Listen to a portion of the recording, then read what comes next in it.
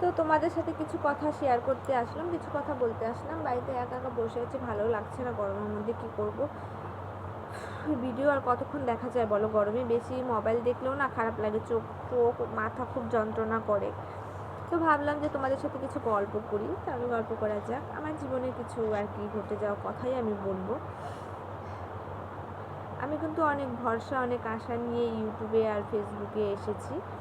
দেখো, প্রত্যেকটা মেয়েরই কিন্তু একটা শখ আহ্লাদ বা চাহিদা বলতে কিছু থাকে, তাই না বলো? একটা মেয়ের মানে রোজগার করা মানে কতটা যে দরকার কি বলবো। একটা মেয়ে যদি 1 টাকা রোজগারও করে না, সেটাই অনেক, একটা মেয়ের কাছে তো অনেক। একটা মেয়ে যদি শ্বশুরবাড়িতে 1 টাকাও রোজগার করে না, তার সম্মানটা, তার উচ্চতাটা কোথায় থাকে জানো? এখানে। আর যদি রোজগার না করে না, তার সম্মানটা কোথায় থাকে জানো? অনেকটা নিচে থাকে, ধরতে গেলে পায়ের নিচেই থাকে। যতই বর শ্বশুর শাশুড়ি ভালোবাসুক না কেন, নিজে যদি রোজগার করো না, ধরো আমি তোমাদেরকে বোঝাচ্ছি, ধরো তোমার মা বাবাকে তুমি কিছু দেবে। দেখো, তোমার মা বাবাকে দেখার অধিকার কিন্তু সমান তোমারও, শুধু তোমার দাদার একা না, তোমারও, তাই না বলো? সেরকম আমারও আমার মা বাবাকে দেখার অধিকার আমারও সমান। তো আমি তো নিজে কিছু রোজগার করি না, তাই মা বাবাকে সেরকম কিছু দিতেও পারি না। যখন দেই বা আমার বরকে বলতে হয় যে আমাকে এটা দাও বা আমার মাকে দেব, নিজেরই একটা কেমন লাগে না বলো? আর যদি নিজে রোজগার করি, নিজের টাকা দিয়ে নিজের বাবা মাকে দেখবো, নিজের বাবা মার পাশে দাঁড়াবো, তো সেটা যে কতটা মানে আনন্দজনক, মানে কিভাবে বলবো তোমাদেরকে। তাই বলছি সবাইকে, দেখো, নিজে কিছু করো, নিজের পায়ে দাঁড়াও। সব মেয়েদেরকে বলছি, নিজের পায়ে দাঁড়াও, সামনের দিকে এগিয়ে যাও, পিছনের দিকে কখনো ঘুরে তাকাবে না।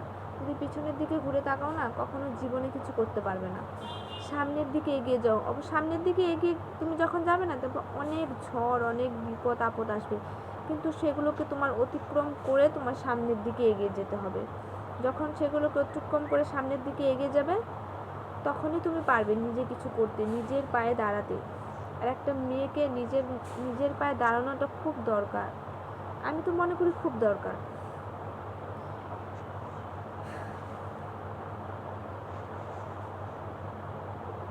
তো আমি তো কিছু করি না, তো এসব কিছু দেখতে দেখতে না মানে একটা সময় খুব খারাপ লাগে নিজের। তো আমি তো সেরকম পড়াশোনাও করিনি, তো সেরকম কিছু জানিও না যে করব। তো অনেক ভরসা, অনেক আশা নিয়ে ইউটিউবে ফেসবুকে এসেছি, জানি না কি হবে, কতদূর কি যেতে পারবো, আজও সফলতা অর্জন করতে পারবো কি না, তবু চেষ্টা করছি। হাল ছাড়িনি কিন্তু আমি। আমার কিন্তু ইউটিউবে ভিডিও খুব দেখেই না, ধরতে গেলে দেখেও না, ভিউজও সেরকম আসে না, কিন্তু তাও আমি হাল ছাড়িনি। সেরকম তোমাদেরকেই বলছি, তোমরাও হাল ছেড়ো না।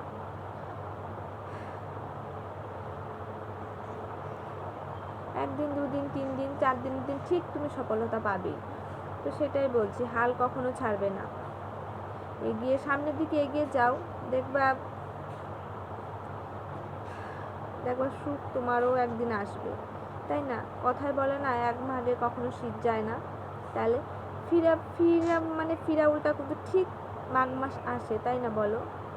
তো সেরকমই জীবনে কখনো খারাপ সময় থাকে না, কখনো ভালো সময় আসে, কখনো খারাপ সময় আসে, দুটো মিলেই তো জীবন, তাই না বলো?